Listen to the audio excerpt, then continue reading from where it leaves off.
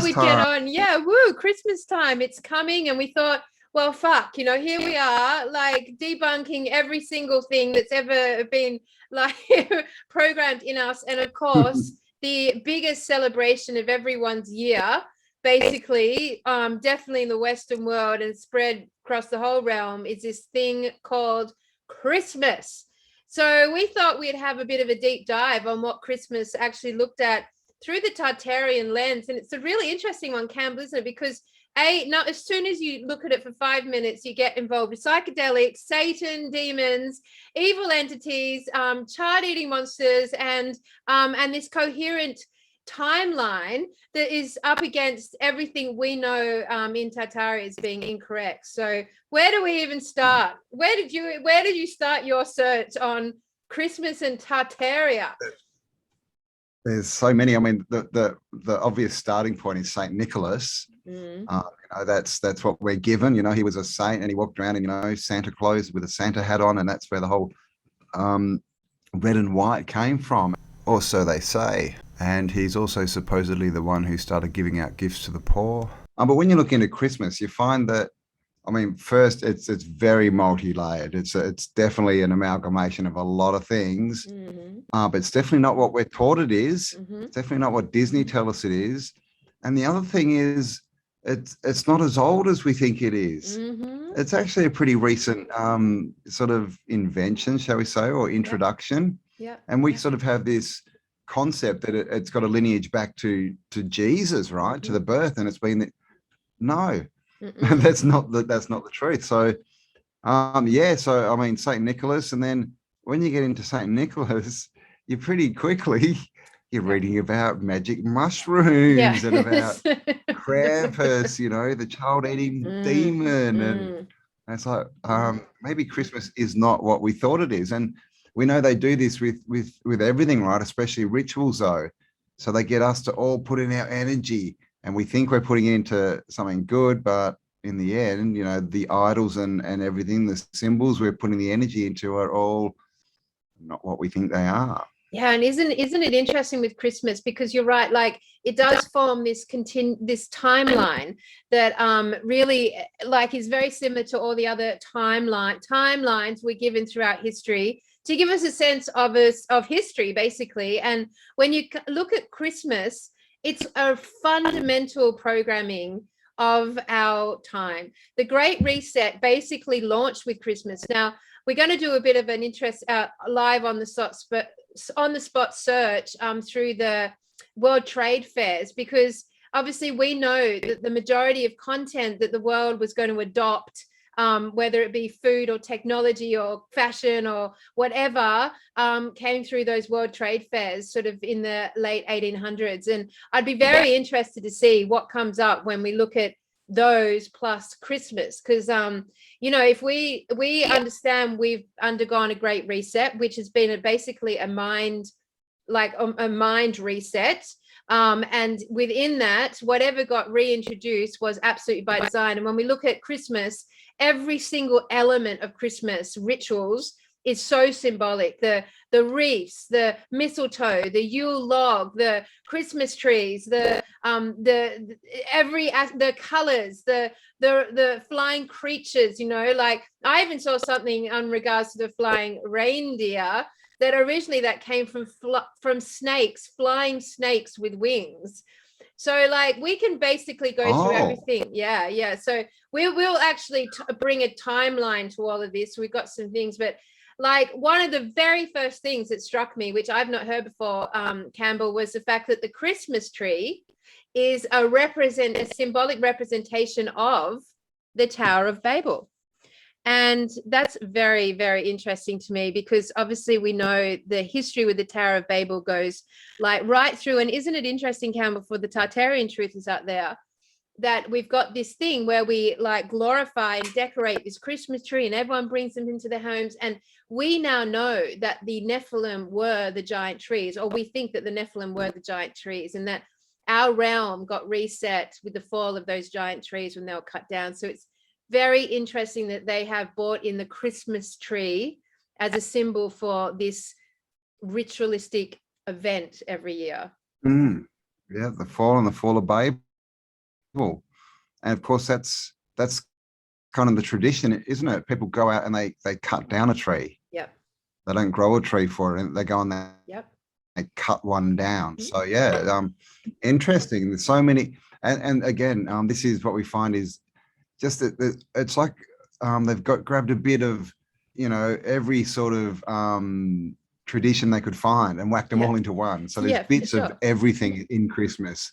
Yeah. Just bits of everything. Another one is the tree may represent the tree of life, right? In the center of the earth, holding up the dome, all that kind of stuff. And the star is Polaris. Mm-hmm. And of course, all of these could be true, or at least partly true. This is a thing. It's not a Christian festival. Let's put it that way. And it's interesting because we either have the star at the top or we have an angel. Hello. The angels at the top of the giant trees. And isn't it interesting with the Tower of Babel, how like it goes around like this, exactly like the tinsel we put, these colored golden tinsel wrapped around the tree, just looks exactly, and lights exactly like the pathways up to the Tower of Babel.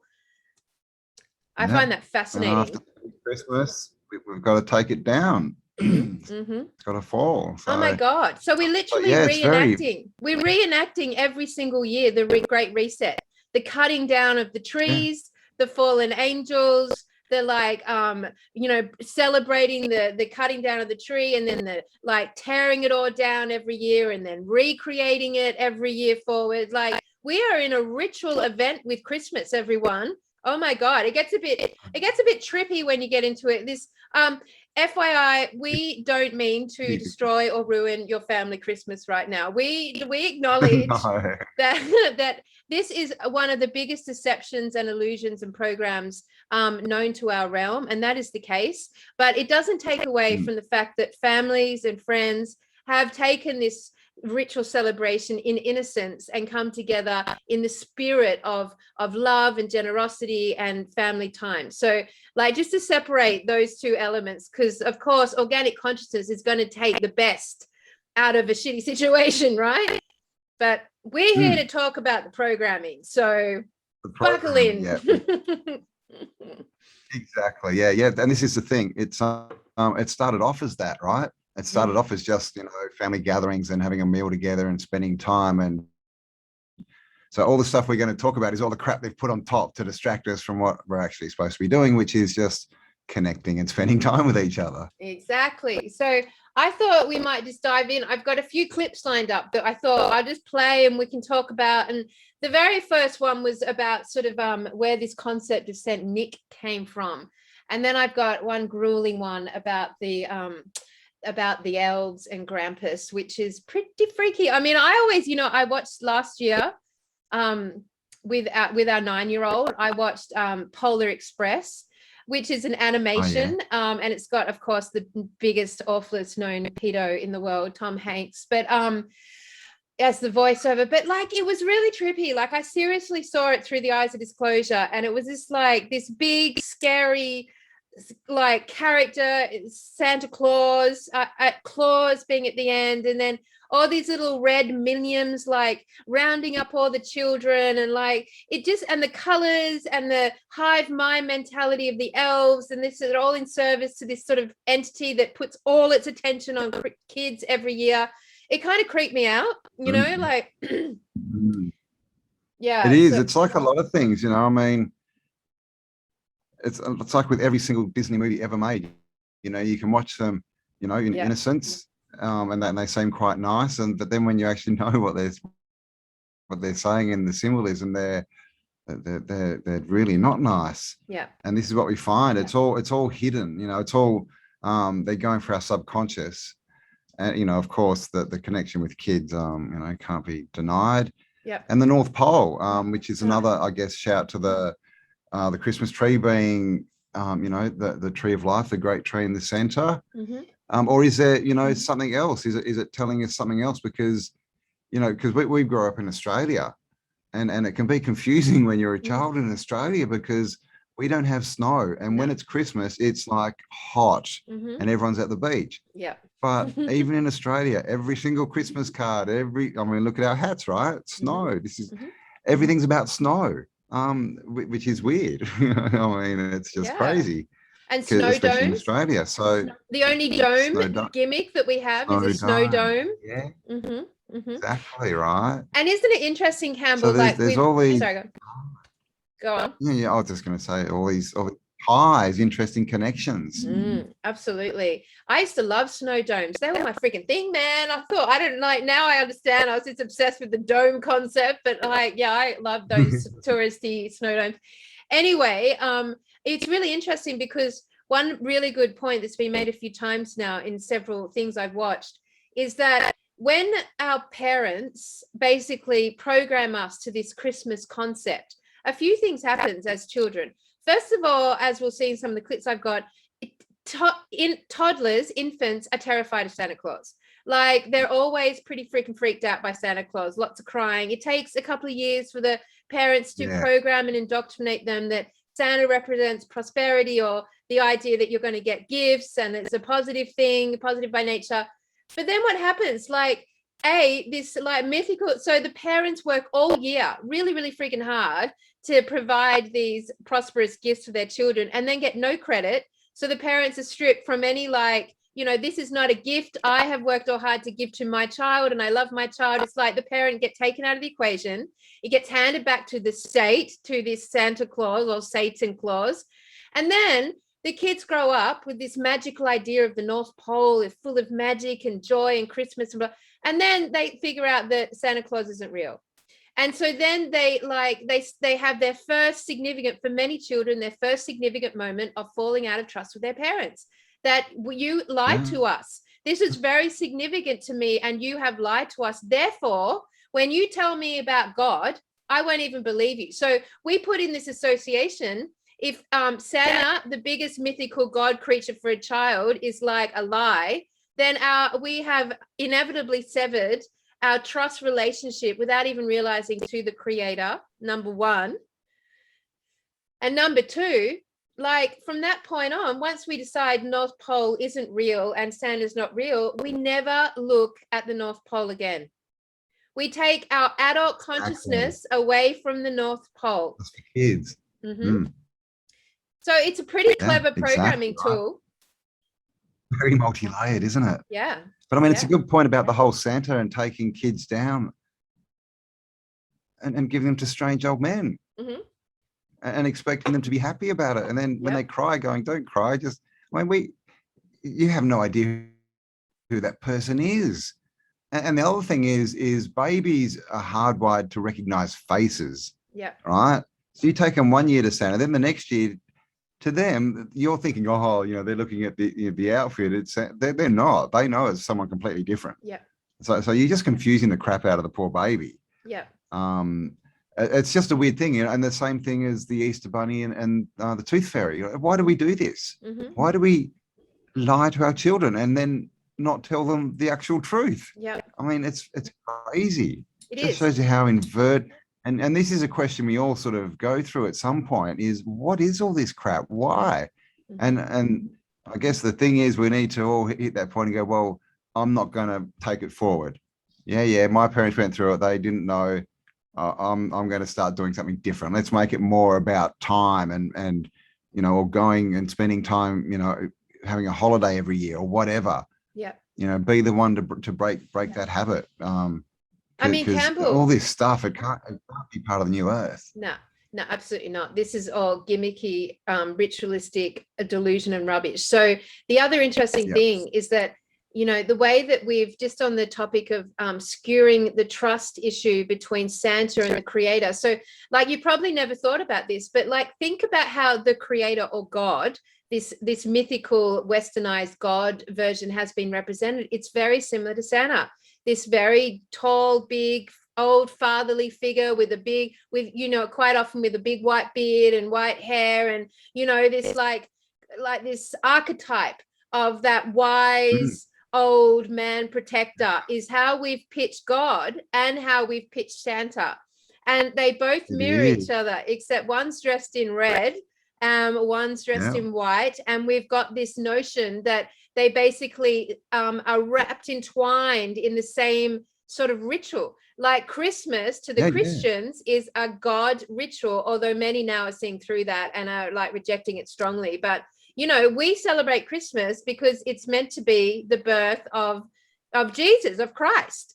And yet, like even in the Bible, it says that Christ was not born in winter, he was born in summer. Yeah. And of course, where he was born, it's for, so this whole the story around it being a Christian celebration and then a sanctified Christmas celebration is all become one and the same. So yeah, you lie to your kids about Christmas, you basically give them a massive trust issue about God at the same time. So damn. Exactly.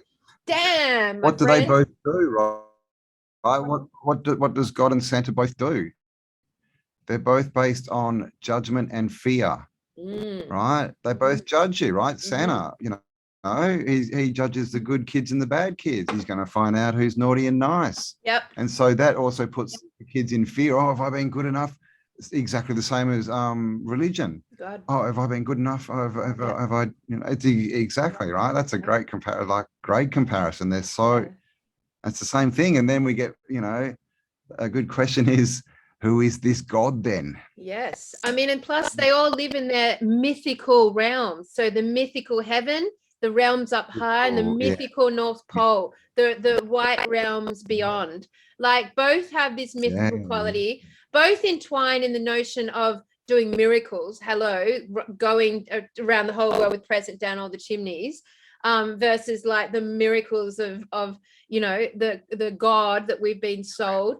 Like there's so many comparisons, but look, I was going to start on a lesser, I'm just going to go straight to the intensest clip that I found on this topic. I'm just going to play it.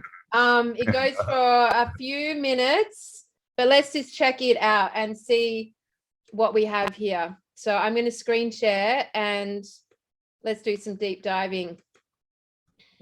All righty. The deities Baal and Tammuz were worshipped by the ancient Moabites under the names Chemosh and Molech. We see that the names changed, but the worship remained identical. The ancient Moabites would celebrate a public child mass, a public child sacrifice during the winter solstice during December 25th, building up to this most anticipated time of year. All the parents would compile long wish lists that they would like to see in the next year. Then they would bring the infants that were born within that year to the idol Chemosh or Molech. The priest of Chemosh or Molech would stoke large fires inside of the hollow metal idol of the deity. The parent would bring their child screaming to the lap of this deity and lay their child in the lap of Molech, who wore the Phrygian cap that we see that Santa Claus wears to this day, the same cap that Mithra wore. And they would lay their screaming child in the arm of this deity while they begin to profess their long list of desires for the year. Now, today, we don't see that people are sacrificing their children to Molech, but we do see that they bring their screaming infants, their screaming children, and lay them into the lap of a complete stranger dressed up like a mighty one who they call Santa Claus. And this child is usually screaming their guts out because they're so afraid of this man, and they probably sense the darkness and the demonic forces that are at work. Children, infants, hate Santa Claus, and the proof is in the pictures. Now, of course, after a few years, the child will begin to love Santa Claus and look at Santa Claus as an all-supreme, all-wise, all-knowing, giving deity of prosperity, just as the ancient Moabites looked at Molech and Chemosh. He knows when you are sleeping and he knows when you are awake. In fact, he is all-knowing. He is immortal. He has no beginning and no end. He compiles a list of names on a scroll for the good and the bad children. He rewards the good children with gifts, and he punishes the bad children with lumps of coal, reminiscent of the flames of Molech. He answers their prayers and their petitions. He flies on a magical chariot, just like Mithra, Sol Invictus, and Odin before him. In fact, he is a deity of prosperity, worshipped by the people of the world. And it's amazing that Christian parents would put this idol, this image, against the face of Yahuwah and teach their children that gifts come from this magical, all-knowing being, making him a deity. And they will lie to their children and tell them that he exists. And while they're young, they will believe it with all of their heart until finally they are crushed under the realization that their parents had tricked them. And now they will question everything that their parents will ever teach them about the scriptures because of this innocent white lie, as they say. Santa and his elves have a very dark past. Santa is identified as an elf in most of. I'm just going to stop it there. Hang on, let me plug back in. Wow. Interesting how we call them white lies, isn't it? Yes, indeed. So yeah, so that's sort of like, that was discussing what I was sort of talking about earlier with what this lying to our kids, which seems so innocent and so sweet and such an innocent thing, it actually corrupts their ability to trust their parents, their elders, their wisdom keepers, their law keepers, the true connection to their bloodline. You know, so it sets up a really, really nefarious deception there that has massively long roots in our programming. Yeah. And of course, and you know, the favorite, you know, tool of these nefarious ones is to fracture the mind and to cause trauma. And to fracture the family. Is like the first trauma. Yeah, this is the first, you know, if there's nothing else going on, this is the first guaranteed trauma of a, you know, a baby's life, right, in the first year. Yeah. So and fractures that trust in the family. And, you know, they love to break the family apart. Like, that's a massive part of their agenda. So, you know, it really does do that. And it really puts a lot of pressure on families. And I even was reading up on statistics that for like a majority of people in the Western world, they are in debt up to 6 months after Christmas because of Christmas. And that the average amount of presents that people buy for Christmas is 36. So there's this, like, you know, massive rush to buy everyone, you know, presents, and you feel responsible and obliged, and like it's a real pressure point, and it really does foster the economic Babylonian society. And when we look at that, you know, it's not like the economic relationship we have with Christmas is in any way in service, because the shops all rise their prices. Everything gets dearer and dearer and dearer at Christmas time, putting you in more and more and more and more debt. Yeah, and most of the stuff people get, they don't want or need, and a lot of it's just crap that ends up in the bin. And this is the thing, it's all just to be part of the group, right? Just to be like everyone else, right? I got more presents for my kid than you did, ha ha ha. Yeah. But I'm in debt for the next 6 months.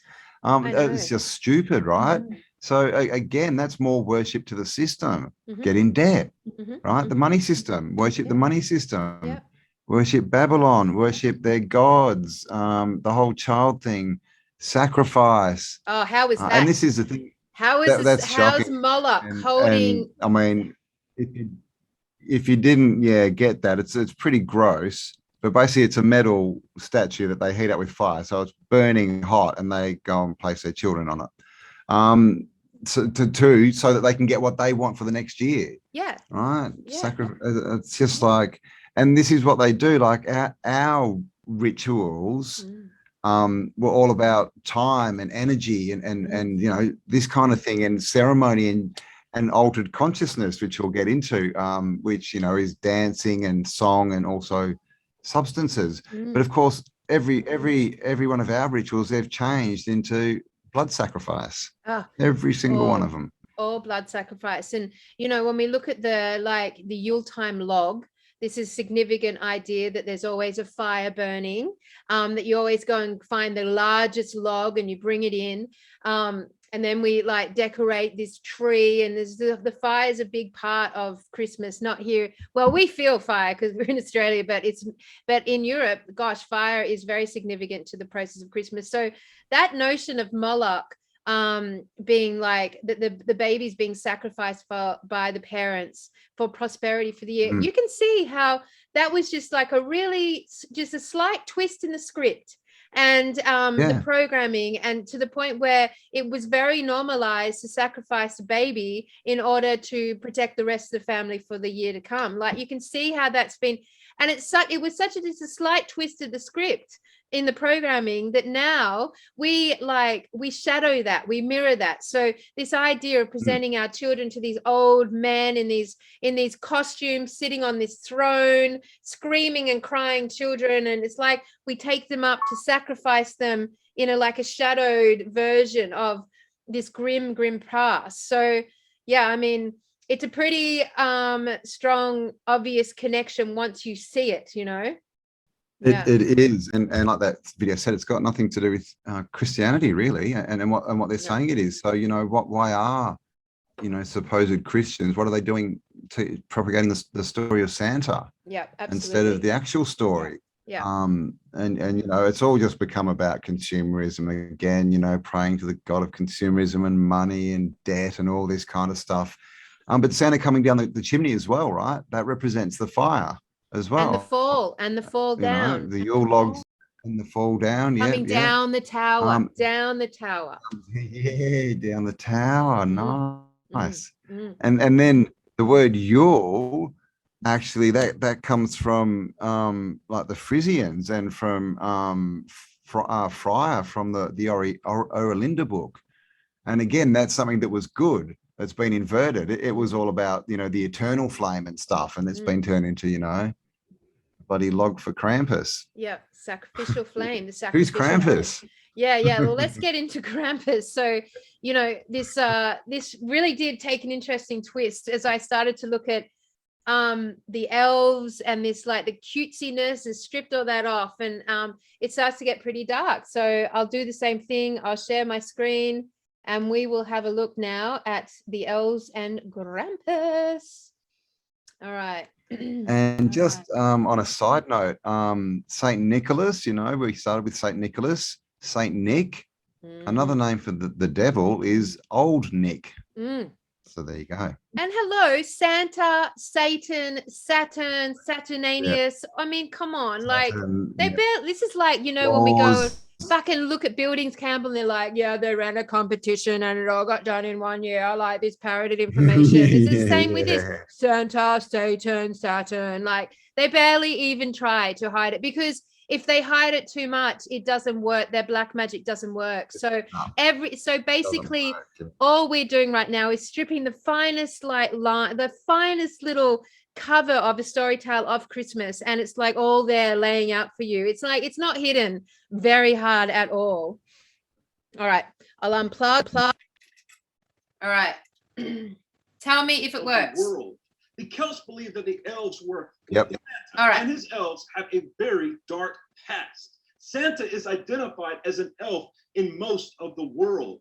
The Celts believe that the elves were witches and wizards, and they were identified by their pointy or Phrygian caps. And they were the teachers of the dark arts. Webster's dictionary describes an elf as a wandering spirit, a fairy, a hobgoblin, an imaginary being which our rude ancestors supposed to inhabit unfrequented places and in various ways to affect mankind. Also, an evil spirit or a devil. Satanist and New Age guru H.P. Blavatsky states that elves are disembodied spirits used in magic and sorcery and are the principal agents in seances. In places like Austria, Hungary, Germany, Italy, and elsewhere, Santa Claus is identified by his original name, which is Sinterklaas. And there are variations of Sinterklaas throughout Europe. Some variations have Sinterklaas riding on a magical flying goat. Other versions have him riding on a magical flying white horse. Either way, he is always accompanied by dark helpers. Usually they are referred to as the Krampus. And the Krampus is a half goat, half man demon that goes with Sinterklaas from house to house. In the 1500s, Sinterklaas became a kind old man who gave gifts and flew on his magical chariot and was accompanied by these dark helpers or blackjacks. He was Christianized as a saint by the name of Nicholas, supposedly based on the saint of Myra in Turkey, who was legendary. He would leave gifts under the sacred tree on his birthday if you had been good, but if you had not, his demons, his Krampuses, would either abduct you or beat you with sticks. Saint Nicholas supposedly captured Satan and called him by various names: the Krampus, Baalzebub, Zwartdite, or the Black Peter, and Neck Rupert. And these were just some of the names. In some of the cultures, Sinterklaas was dropped altogether, and the only remaining figure was the Krampus, which was kept and known as Weihnachtsmann, which means Santa Claus in the Germanic languages. In other words, in some cultures, Santa Claus is known to be Satan himself, who is the Now let us see clips. So shall we start thinking about the orphans and Europe. The children that were reset? Some of these images may be disturbing. Here we go, everyone. This is Christmas, the real Christmas.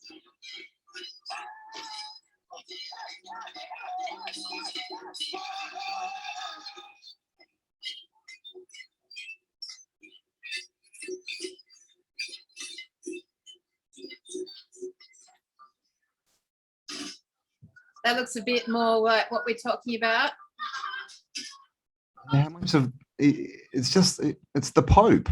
Yeah. It's exactly exactly like the Pope. Ich bin der heilige Nikolaus. Bringe Glück und Segen in dieses Haus. Die Braven, die werde ich heute belohnen. So is Krampus who they've got chained up underneath the Vatican? Maybe Krampus is where the black goo comes from.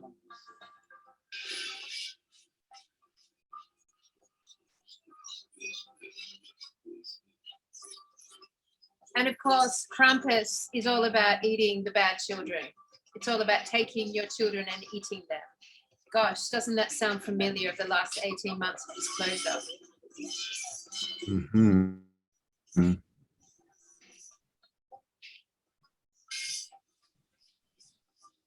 God.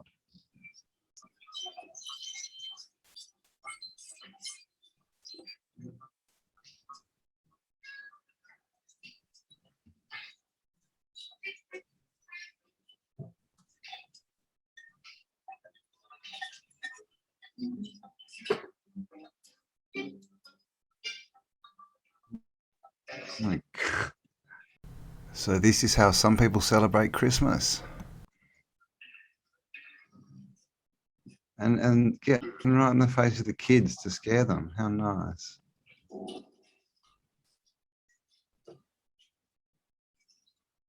This is the non-Coca-Cola version.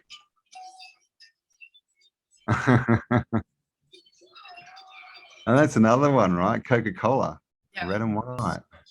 And of course it used to have cocaine in it. Yeah. Which will lead us into a nice conversation about psychedelics and magic mushrooms. Yeah. Origins of the Anglo-sized Santa Claus, who is Sinterklaas, and his elves, the goat-headed demons. And this is important to understand because the goat-headed mighty one is worshipped in the religion of Satanism and in pagan worship by the name Baphomet. He is also called the horned one or the stag deity. Sometimes he is depicted with the horns of the goat, and sometimes he is depicted with the horns of the reindeer. The Second Vatican. Pause there. So fuck. That's ruined Christmas for everyone. I'm so sorry. You're never going to be able to see Santa again. Same light. And like, it's my head in because all the Santas are going to get yelled at the shopping centre. I know. I mean, look, you know, all of my families, all of my loved ones, they have perpetuated the Christmas concept. It's so ingrained in our culture and society. It's very hard to, like, again, it's just like everything else we do in this sovereign moment in human history. Like, it's hard to stand in the face of your family and not take that apple juice, you know? It's going to be hard to stand in the face of your family and say, actually, Christmas is a satanic ritual that we should no longer be participating in. Like, these are all like sovereign steps we are all starting to make. And like, I mean, that's just one little video showing you much more accurately about what Santa, the elves represent in reality, in truth. But Campbell, like, let's talk about the timeline here, because Christmas gives us a freaking timeline. Yeah, it should be 2,000 years. But when we look back, there's actually not much before 1840, what is it, 3? Christmas Carol was put out. Yeah. And this is a thing we see with a lot of authors, you know, so-called authors, and who knows if it's an author or a collection. But a lot came from London, you know. And they put out all these books explaining exactly what life was. You know, they were just sort of describing, you know, the life in that time and pretty much giving the script, right? And along with that came Christmas. So do we want to jump into that first, or do we want to jump into the look, I mean, the mushrooms that are in the background? Charles Dickens is a really interesting one because, you know, obviously I was looking at him because obviously A Christmas Carol is probably the most famous Christmas story, or, you know, famous Christmas movie from today's era. Like, basically it was the biggest and like most high impact Christmas programming tool, and it presented an idea of what Christmas was, and that it was all about you know, looking after the poor and being generous and kind of taking everyone in, and this loving sort of, and then, you know, then it described like the families sitting around, and this basically laid out the ritual. Christmas Carol laid out the ritual. Now, that was apparently written in 1843, which is interesting because we know that with the Tartarian reset, we didn't even start seeing people in the cities till the 1860s. Like, that's when we started to see population coming through in the photographs we've got. So, like, the timeline here is that this was written before people were reintroduced into society. So therefore, I'm going to assume that this book came out actually during one of the trade fairs, or during later than what it said it did. But we also know that Christmas gives us this extra 1,000 years of history, which isn't there. It's not there. And, you know, just to go sideways, in Fomenko, the new chronology of the history of the world, he says that the New Testament actually happened before the Old Testament, and it was much closer. So all this stuff, you know, we just don't know. It's all been jumbled around so much, and like we've said, I mean, the whole red and white, we saw that clip, that Santa or Santa Claus looked like the Pope. Yeah, he even had a big, you know, the Pope's big cross, the staff thing, and we also saw that everything else related to Santa Claus had nothing to do with Christianity. Yeah. In fact, it had to do with the opposite, right? So this is the thing. What is it? What's being taken over? I mean, it is based on, you know, a solar event. So it's definitely, it's an energy time. But again, they're just trying to get us to put our good energy into their bad crap. But the red and white and Christmas, right? Christ, Mass, Christ. Chrism oil is where a lot of people say that word comes from, is from the chrism oil, and that's basically the oil that goes over your third eye and gives you enlightenment, much like maybe certain mushrooms might do, shall we say. So obviously the red and white, we all know oh gosh, how do you, I've forgotten the name of those mushrooms. Let's call them magic mushrooms. The red and white ones, the ones that they tell you are poisonous, don't eat them. This is another massive part of the whole Christmas ritual. So what are they called? I thought they were toadstools. Let's have a look. Toadstools? Are they toadstools? Oh, I don't know. Is that what the difference is? I'm looking. Yeah. And I've never seen a toad sitting on a toadstool. No. Maybe they need toad chairs. Who knows?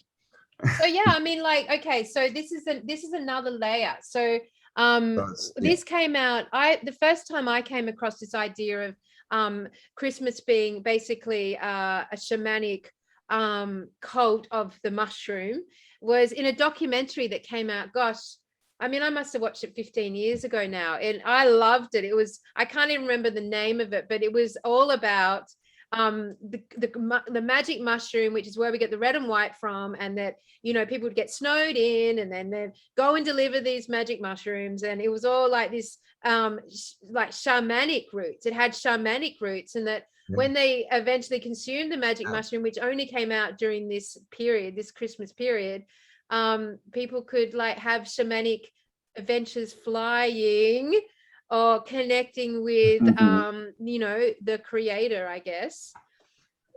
Yeah, they used to go around and hunt the mushrooms and carry them around in sacks, and then apparently they would even, you know, the people, the shamans who went and picked them, they would then deliver them to different families, and sometimes if the houses were snowed in, they would have to drop them down the chimney, and then they would hang them across the fireplace, either in sacks or on string to dry them. Yep. And that's where we get the whole hanging of the Christmas stockings. Yeah. Stockings, yeah.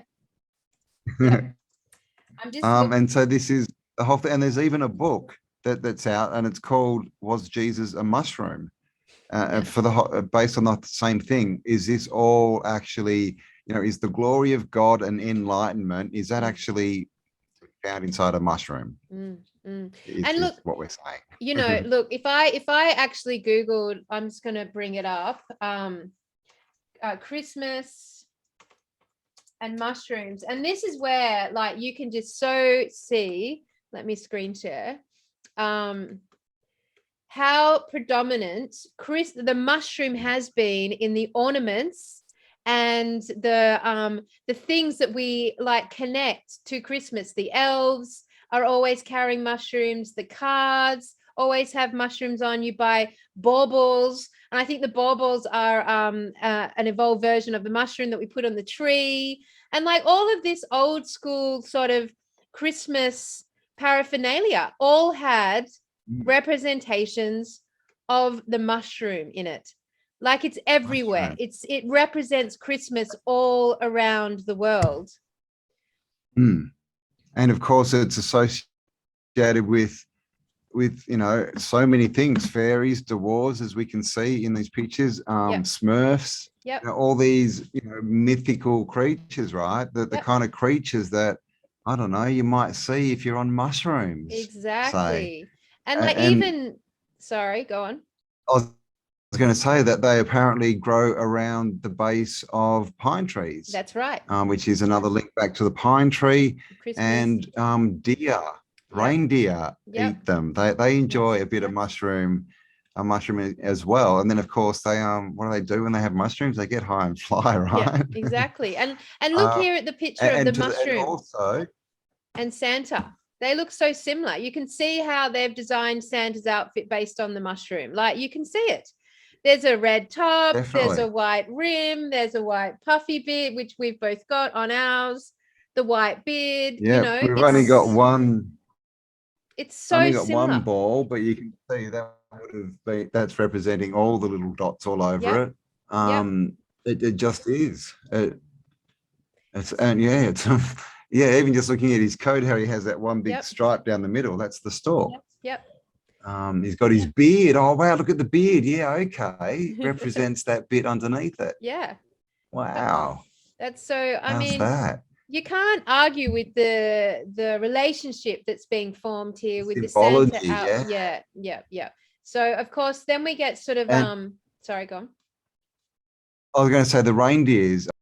Just another thing is because when you eat the mushrooms, they've got a few toxins in them, and so it Yes. can be hard. And so people, dry them and do different things to them. But apparently, what they used to do is when a reindeer eats them, it takes all the toxins out. Absolutely. And they used to go and collect. Well, let's say they used to eat the yellow snow, and that way they'd get the effects without any of the toxins in it. So, yeah, again, Here's a name. this mushroom bit is tied to the colors, to the reindeers, Yep. to the trees, to the chimneys, to, just the same as Krampus. So it's so multi-layered, this story. It's because it's one of the most, I really truly believe, now we've done a little bit of a deep dive on it, that our ritual at Christmas time is a recreation of the reset. It's a recreation. Every year, we all focus our attention on cutting down a tree, decorating it, starting the fire, bringing our children to Moloch, wanting our present list, and then taking down the Tower of Babylon. And this whole symbology goes on every year. It's like it jerks us into a reset, basically maintain the program. And sorry, go. It's such a confusing time. Yeah. Talk to anyone around Christmas and they don't know what the hell's going on. Yeah. It's so much like the reset. It just puts in confusion. It does, because you don't know what day is it. You lose track of the days. You lose track of the time. Things open and things shut. You've got a lot of things you have to think about. You're constantly being kept on the run to get organized and get everything together and get everything bought and wrapped. And it's absolutely totally exhausting. And so they run us like mice on a treadmill, like all the way through December until this ritualistic event when everyone's so exhausted that Christmas happens. We do the ritual and then we all go get drunk. And the drinking is symbolic, I think, of the mushrooms, because when you look at mushrooms and look at this nefarious force and mind control, they always use psychedelics. MK Ultra has its roots in LSD and psychedelics.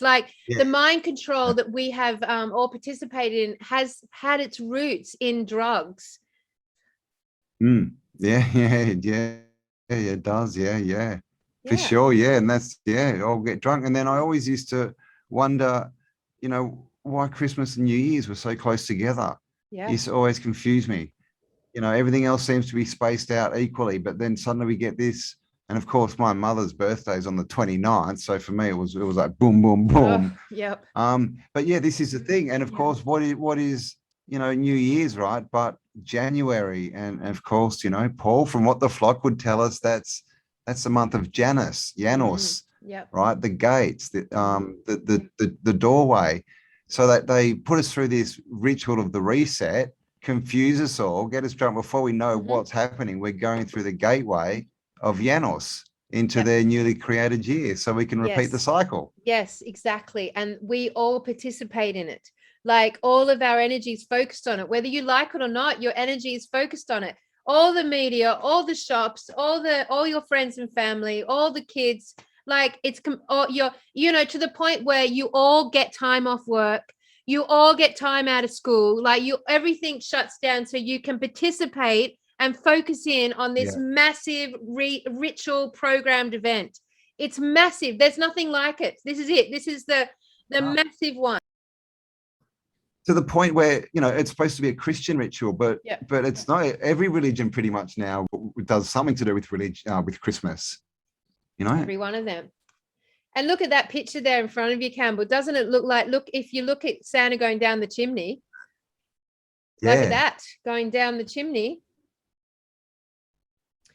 So Richard, going down, the tunnel, I guess, as well. When you take a mushroom and you start tripping, it's like, well, you're going to the other world.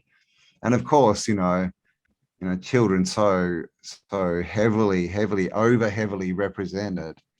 It's such a child. Really is a child-focused ritual. It's all focused on the children. Yes. Right. All of it. It's all do it for the children, do it for the children, do it for the children, until they realize it's all bullshit, and then they can become one of us and do it for other children and indoctrinate them. It feeds off their innocence. It's like their innocence becomes a massive battery, and that makes sense, right? We now know, thanks to last year's work, that like they have had a massive human trafficking for the last 300 years. Like they've, you know, they feed off the innocence of children. Literally, they feed off it, literally. And then we've got Christmas, where again, it's feeding off that innocence of children, that loosh of innocence of children. And then until the child has like seen through the fact that it's not real, it's just a fairy tale, and then dismiss God. Basically, I really feel like that's what they just dismiss God. And then they just like robotic through, and then they basically do the same for their kids and like replicate it for their kids and their kids and their kids. And we see that at Christmas time, we've got all sorts of mythical characters. So we bring in like the mushrooms. And so today we'll bring in the alcohol. We bring in like elves and dwarfs and talking reindeer and all these little mythical creatures, which is like the gateway. The snowman, that's right. And this notion of, and it's got this real nostalgic energetic, because then we have ritual music, don't we? Like Christmas carols are ritual music. Yeah. We all know them across the world. They all give us a very strong sense that this ritual's coming up. Play the Christmas carols.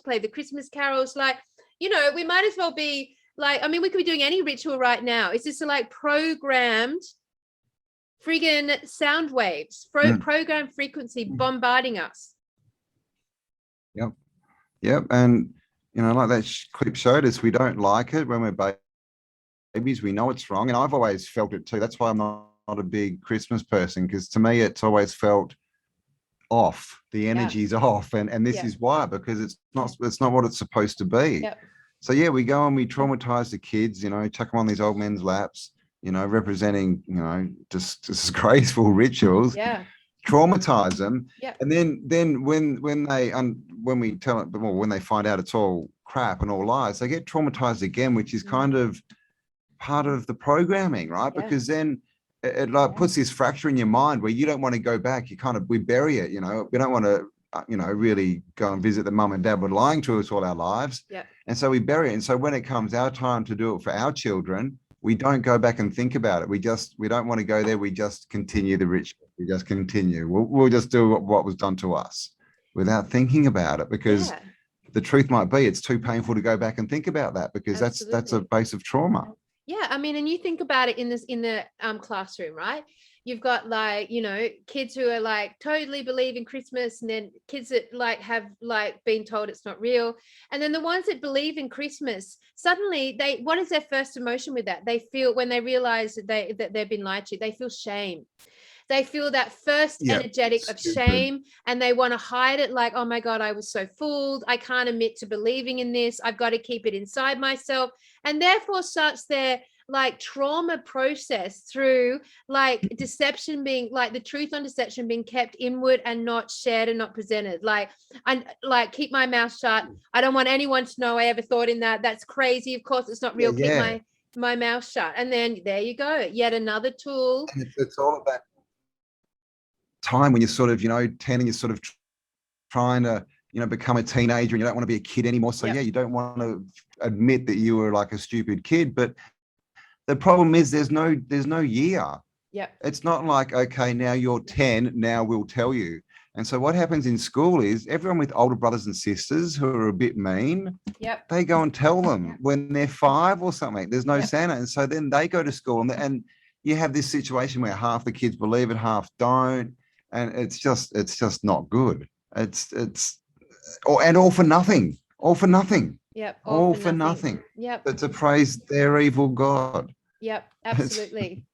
Have you Sorry, ever, guys, have a good Christmas. Shit, man. Anyway, that's our job. So have you ever come across in your Tartarian photos any representation of a Christmas tree? Have you ever seen it in like any plazas? In old, bit of a look. I mean, you see them in, you know, some setup shots, you know, from black and white, you know, maybe the late 1800s, early 1900s. But they're all setup shots, you know, they're all like, you know, the big tree in the square or Santa doing a pose. But as far as just seeing photos in the past of Christmas, which you would think would be a fairly highly represented in photography, right? Because that's when it looks nice, everyone's out, everyone's happy. got all the decorations, but no, that they don't seem to exist in the photographic record. They're not there. Yeah, it's interesting. Like, and I see also, because obviously the World Trade Fairs were only like 200 years ago, and like, you know, we should have seen a massive representation in all the photography that we come across looking for these old world buildings of Christmas, like, because we're told that this thing has been going on since the birth of Jesus. We were told it's like 2,000 years ago.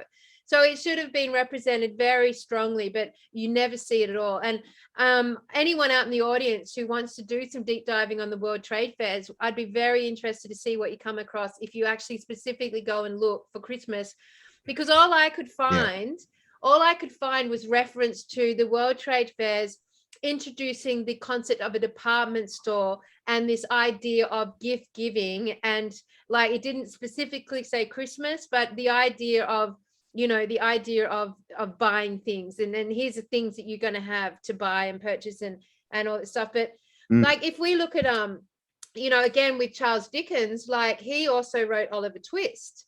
So a lot of his work talks about orphans. Yes, a lot of this work. And, you know, and his energetic with Christmas was all about like, take in the orphans, take in the poor children.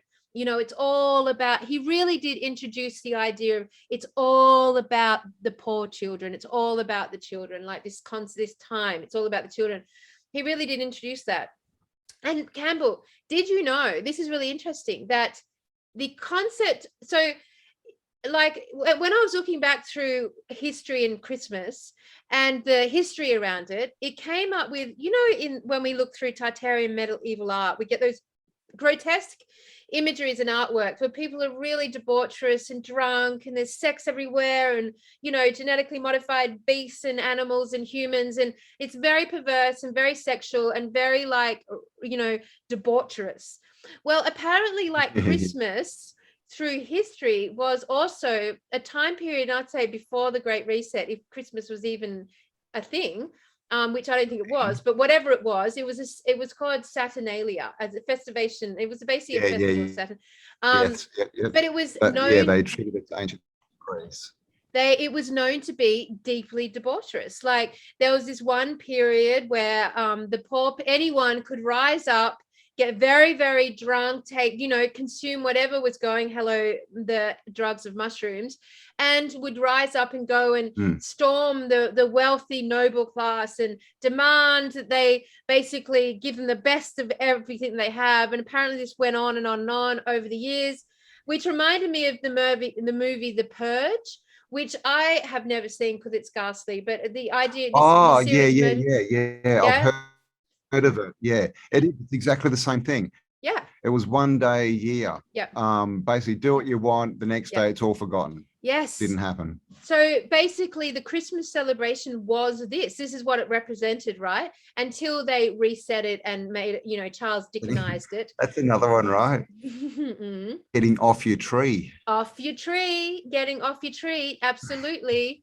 And there's an interesting ritual with leaving milk and cookies for Santa. That's something we can look at for a second. But interestingly, this is a bit I wanted to get to, is that it was in this period after one of these Christmas debaucherous sort of riots from the peasants, so to speak, that they created, innovated, and initiated the very first police force.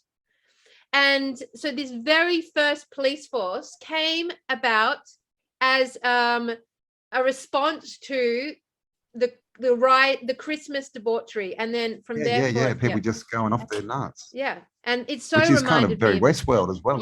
Yeah. So there you go. So the police were created in a response to Christmas. Weird, hey. All right, there you go. Oh my God, what a deep dive! And then just oh God, milk and cookies, right? Milk and cookies. Name me an adult that wants milk and cookies, right? That's kids' food, right? And we know that when you leave that out, Dad always goes, "Oh, I better put a bit of scotch there for Santa." So it's not even for Santa. Yeah. It's for who? Yeah. Where's that come from, right? The kids at Krampus is cramming, pulling around with him. This is a thing. Yeah. Milk and cookies, right? I mean, let's just off the top of our head think of all the things that we all consistently do at Christmas. We start with an Advent calendar. So that's this Advent counting down to the Christmas days, and we get rewarded every single day. So we start this process. We cut down a tree, or we buy a replica of a tree. We decorate it, and we do it in swirls, just like the Tower of Babylon. We cover it in red and white balls and gold. We either put a star or an angel at top. Then we go and we have to go and consume things. We have to go and buy things and wrap things and present things. Then we wheel our children out to Santa Mola and present our children to them, where the children ask for what they wish for Christmas. Then we hang up stockings everywhere, which is expected to get stuff in it at the end. And then we attend all these Christmas parties, these ritual celebrations. We're all coming together to sort of cheer on this mammoth event. Not much has happened here in the nation. Drunk and do some things at the office party. Yeah. And if we, at that point, you could actually stop and say, well, what would our Indigenous brothers and sisters be doing now, around the world? Do they have any relationship to this concept of war? And of course, the answer is no. Nothing. It's so tied to consumerism too, like you said. We've got, and that's why everything's spread out. That's why it confused me that New Year's, that they gave away those few months, because it's Christmas. 3 months later, it's then it's Valentine's, isn't it? Then it's Easter, and everything's chunked out through the years to keep us going back to the bloody shops and spending money. But it's got nothing to do with anything. It's just consumerism. It's just feeding the beast, right? And who's the beast? And we play this ritualistic music. We're all around the world, and all the shops, and everywhere we go, we just hear this ritualistic music, which represents nostalgia and family and loving the children, bring our energy on the children. And and then we sort of everyone tries to get home for Christmas, and so there's this. It's like this overlay of it's about family and stuff, but underneath it's really not. Everyone's running around stressing out, buying, trying to get the perfect food and the right presents and that, but thinking it's about family, when really, your kids would and your grandparents would rather just sit down and talk to you than have you, throw things at them and say, look what I bought. So we think we're doing the right thing, but again, we've been tricked, right? They've changed the ritual on us. And the office party, I was just thinking, the office party, how much is that like Saturnalia? And that was fed to us through how many movies and shows, right? The end of the year, you all just go and get smashed. You just go and root people you don't know about it all and go home and come back the next year and it's all forgotten. And it's like, start again. Go through the doors of Janus. And God. So this my God. Year, I know, it's awful. And then so we do all this Christmas singing, and then we light candles, we put on the fire, or we represent it somehow. If we're in the Southern Hemisphere, we watch Christmas movies with snow and the Yuletime log, and then we rebuild it back in. Then we put out cookies and milk for Santa. The food. We've got the turkey, the food, crackers. The turkey. The bonbons. Bonbons. Where bonbons come from? Let's have a look. Good question. Yeah. Got to ask all these questions. You got to ask. History. Got to be some little exploding thing. With gifts inside it. Because that's another thing, right? You get kids to pull this, and it goes bang. And you scare the crap out of the poor kid. And then you go, don't worry, look, there's a little plastic piece of crap in here you can have. I remember a couple of times when I was growing up, my parents actually got good bonbons, and they actually had useful things in them. I think I got a little pocket knife or something, actually made of metal, and they had real things. And it's like, whoa, there's because most of the time it's literally a piece of just plastic in some shape. It's this is the other thing. What are we, with all the waste? Yeah. All the waste created So by much waste. Christmas. Yep. And we have this other thing where, you know, a small percentage of the world is sitting there getting their, you know, 100 presents each and then throwing out 2 tons of food at the end of it. Yeah. And the rest of the world doesn't have enough food to eat. Yep. That's, you know. So apparently the origin of the Christmas cracker from our perspective is it represents the Yule time log. So feeding the fire, and that's the Okay. spark, That'd the be crack. Yeah. And then crackling. you get Yeah. this reward in the middle of it. Yeah. And it's shaped like a log. That's sort of the It's like, origin of oh. the cracker. Basically, every single thing you do in regards to Christmas is a ritual, is a ritual to Satan. And it perpetuates next year's ritual to Satan. We give all of our energy. And here we are, standing here as Tartarian hunters, ripping our eyes from all the deception and the lies. And here we spent all year tearing apart the buildings. That's what we've done. And all year understanding we're in a set, a narrative, a movie. And, you know, and now we've entwined with our original lawkeepers who, FYI, are the only ones who don't have fucking Christmas. They are not bound or tied to Christmas. And God, didn't they try? When they stole the generations, when they came and they stole our original people's generations, they put them all into Christian communities.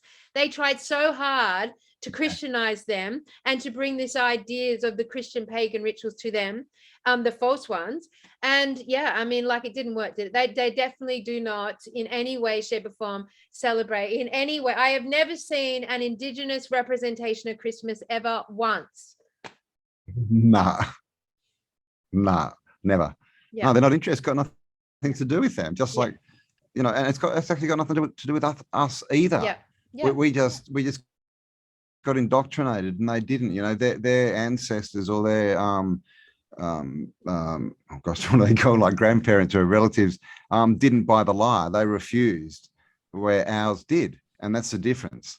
Like, that's the difference. And, you know, that doesn't mean that, you know, our ancestors were better or worse. It just means that we may have been much more traumatized or whatever, you know, because we know that this whole thing is so nefarious what they've done. But at this point, we're here, right? Yeah. So what all we can do is deal with what's here and what's now, and that is to understand we've been tricked and to make a choice. Where do you want to put your energy?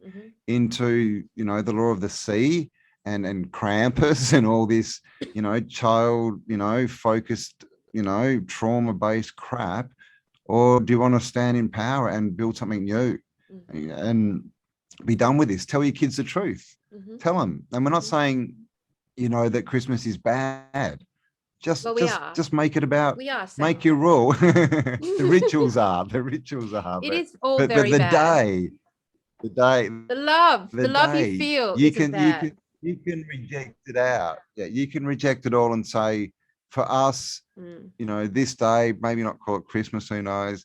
It's just about, you know, we go to the park and we hang out for all day. And that's what it should be. Or we get together, all the family, we have a meal and forget it's all the ritual stuff on top. You know, the presents and the hats and the bonbons and the crap and the stress, and forget all that. I mean, imagine, you know, it's like presents, right? Yes. They don't want your presents. Yes. They want your presents. And everything is symbolic. So when you go and buy presents and wrap presents and give presents, that's all part of the ritual of this hijacking of your presents. It's like, it's literally saying over, this ritual's present. This takeover is present. So Satan is present. Satan is present. That's what it says to me. Satan is present. And like, that's fucking trippy when you think about it like that. Doesn't it make you want to like rip out like satanic Christmas hats? Yeah, I know. I'm sitting here with a bloody fuck them. hat on, like, going, oh my God, what are we doing? I know. Like, seriously. I think I might have to have a ritual burning of this hat, I think, because it is. But when you understand what it represents, and we're all doing it, and we're, you know, pushing on our kids and little ones and stuff, and, you know, when you understand what it is, it's got to go, right? Do we want to be thinking people, or do we just want to be slaves following the bloody narrative that's clearly? And the other thing that we've you know, sort of, I think we just discovered it really in this podcast, was the whole it's about a yearly cycle, right? And about reliving the reset. And then we go through, and then we just relive the same year over and over and over. So to start going forward, we need to step out of that cycle, because that's clearly what it is. And so you got to hear first, right? That's a worldwide exclusive. All right, Christmas is a reset ritual. Yeah, it's a reset ritual. In the loop. Yeah, it does. It's like a reset. It's a clock. It's our year. It symbolizes the end of and the beginning of a year cycle. And the whole world's energetic is focused on a satanic ritual every single year, whether you know it or not. That's what you're doing. Every single detail can be linked to a satanic ritual, and we do it at the end of every year. Everything stops, and at the beginning of every year.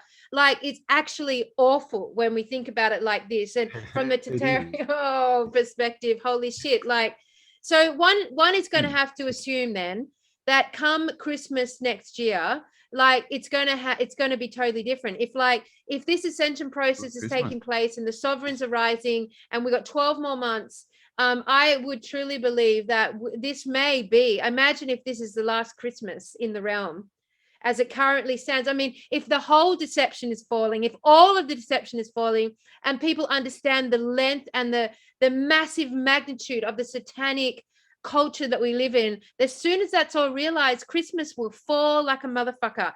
And then wouldn't it be amazing, like, if we imagined what is the idea, like, what do we love about Christmas? Is the coming together and celebrating the creator in love and with the bloodline, your bloodline.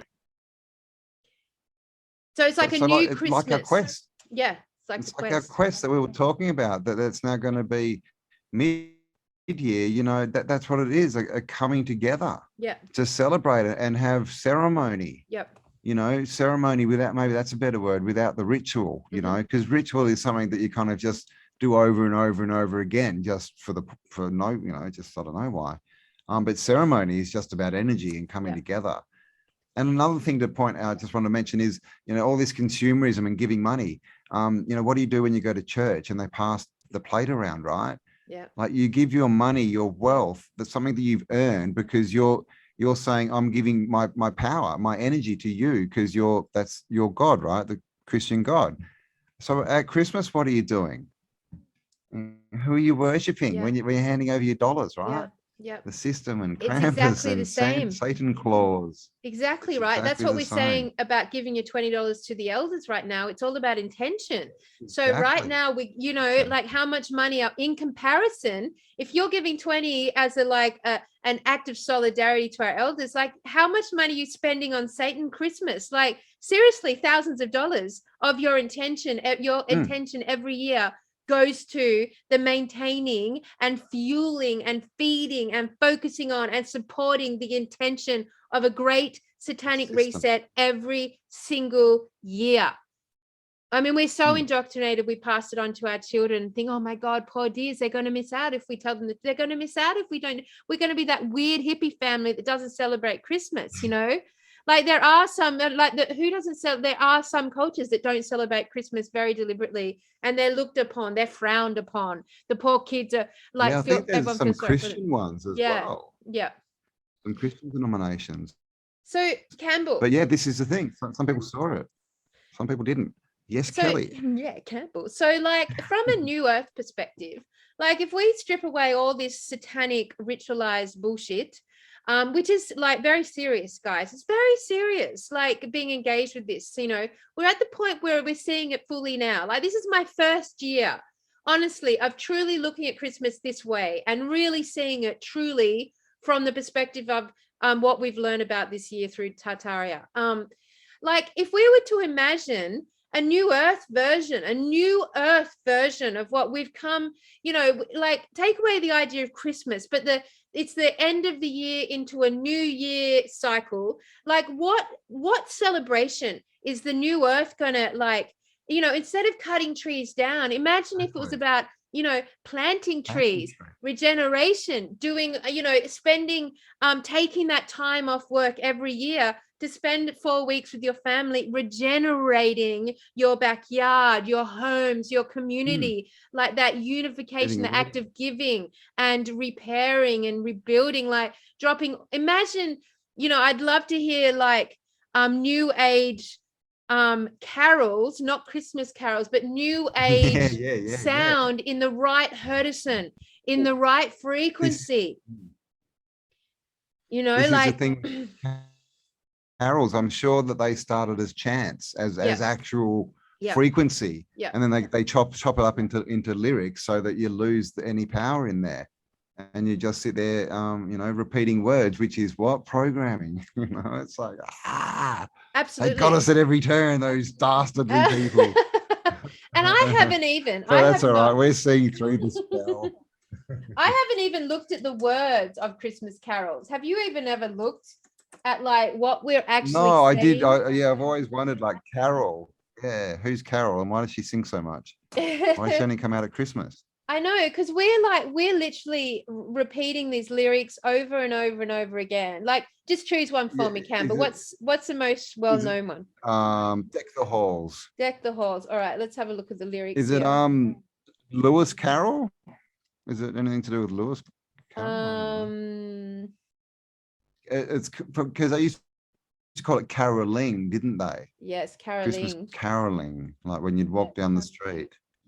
So deck the halls with boughs of holly. All that is about is turning the blazing Yuletime log. It's all about the Yuletime log. Very simple.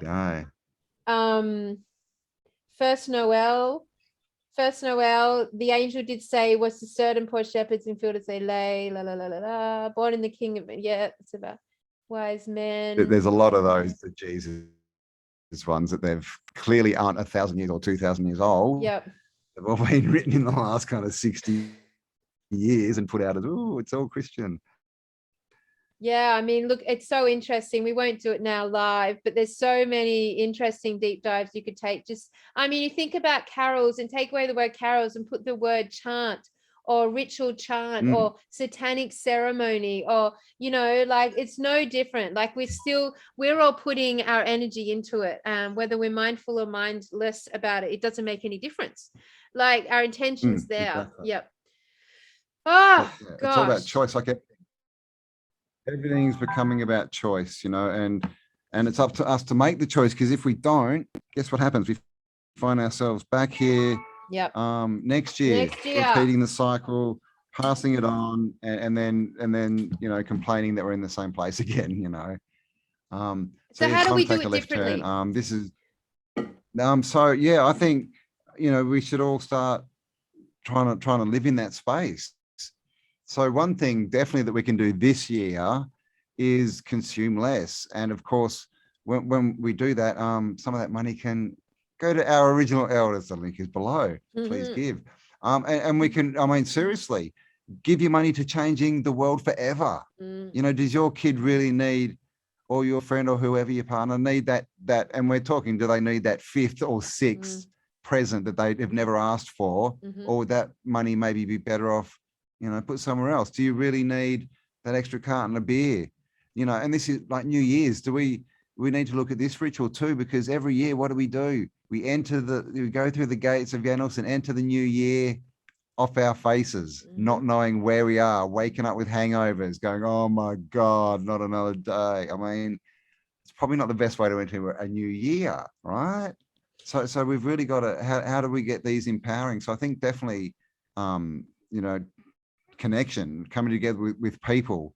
And I think it needs to be your people. I don't think it necessarily needs to be your family, because, you know, we know Christmases can be pretty bad for some people.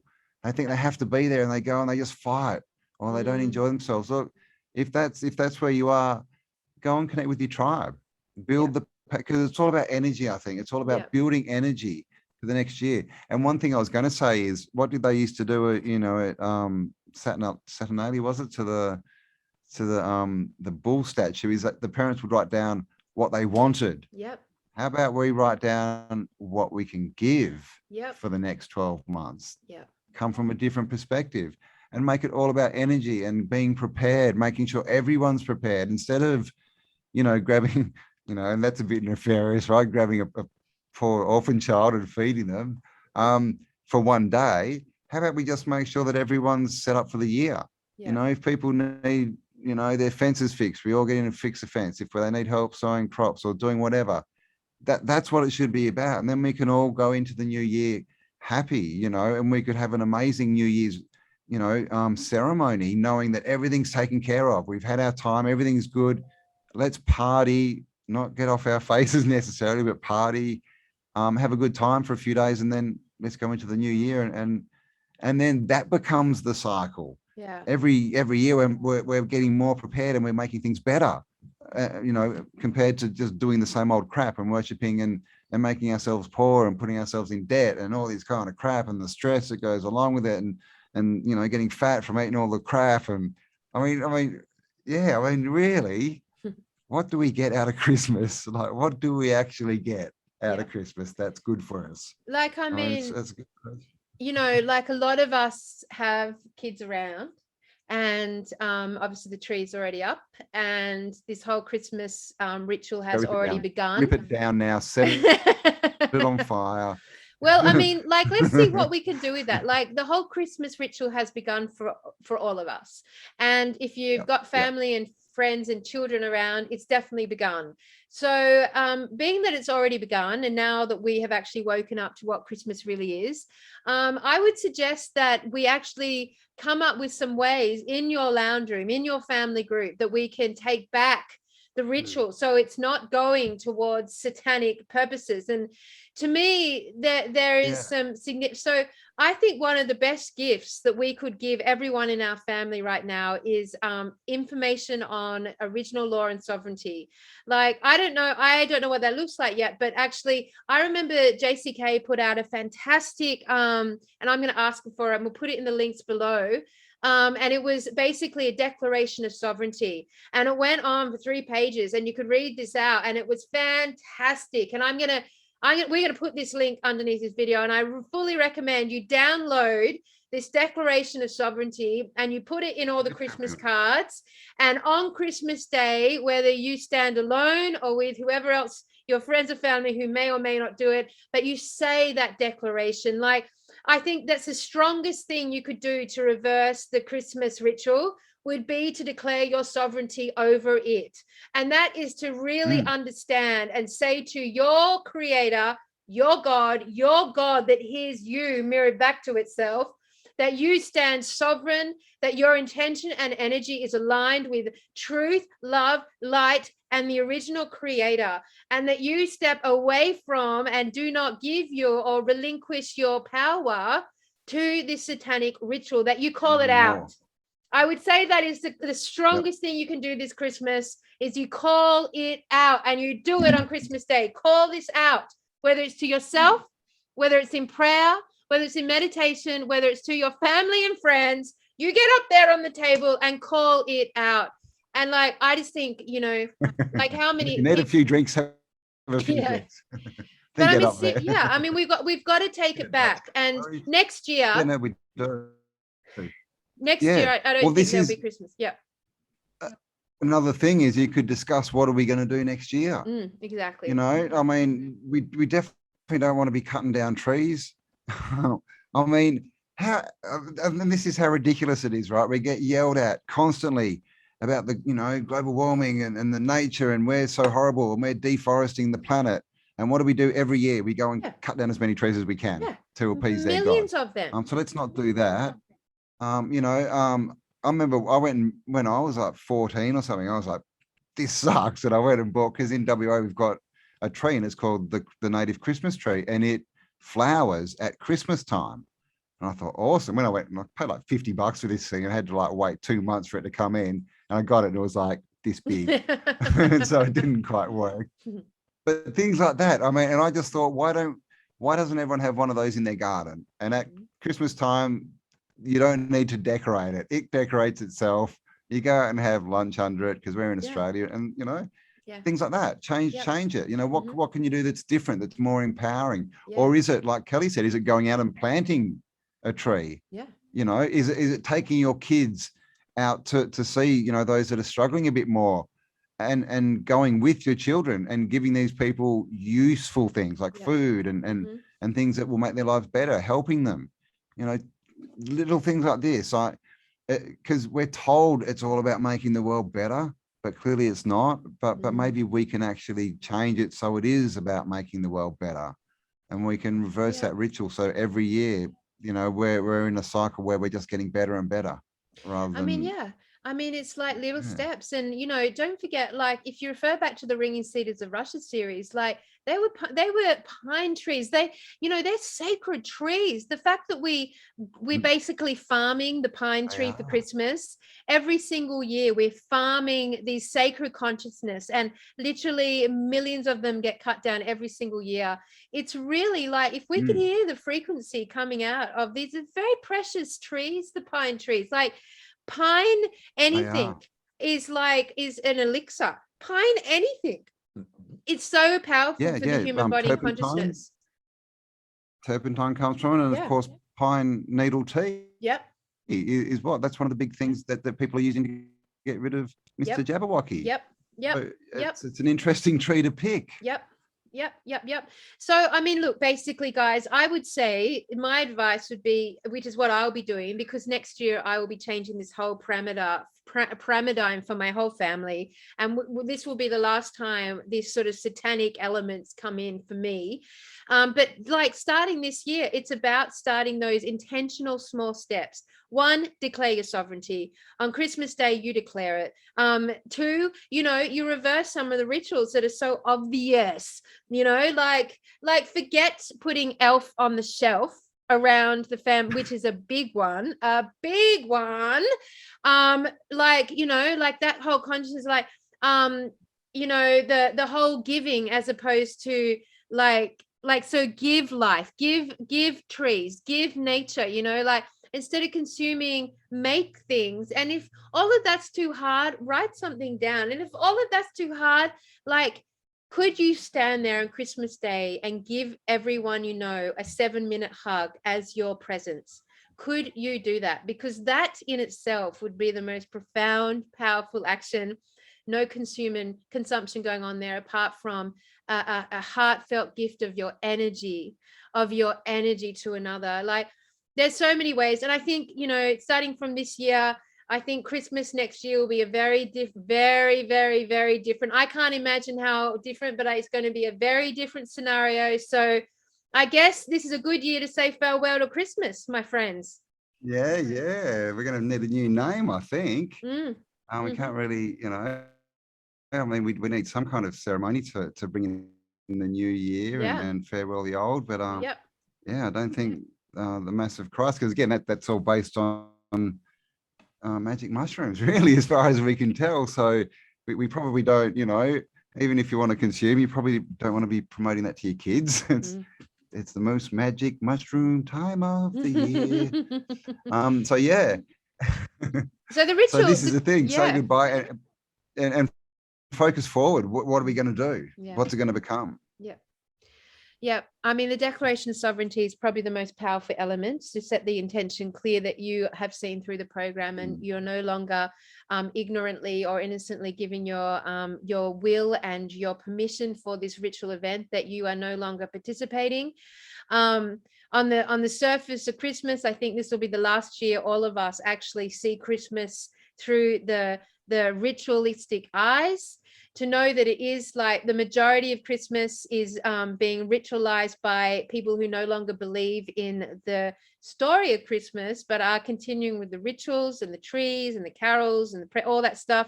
So basically it's about adults giving up the program, like, and then like this new generation coming in, and certainly at the new School of New Earth, there'll be no fucking bullshit about Christmas. The schools of New Earth will not be talking about this satanic ritual at all. It'll be gone from the curriculum. And isn't it funny that, you know, it's the kids, right? The kids that are screaming, no, Santa's bad. Yeah. And we're going, no, it's good. So the kids know it's us. That's Yeah. what I learned, I think, you know. Yeah, yeah.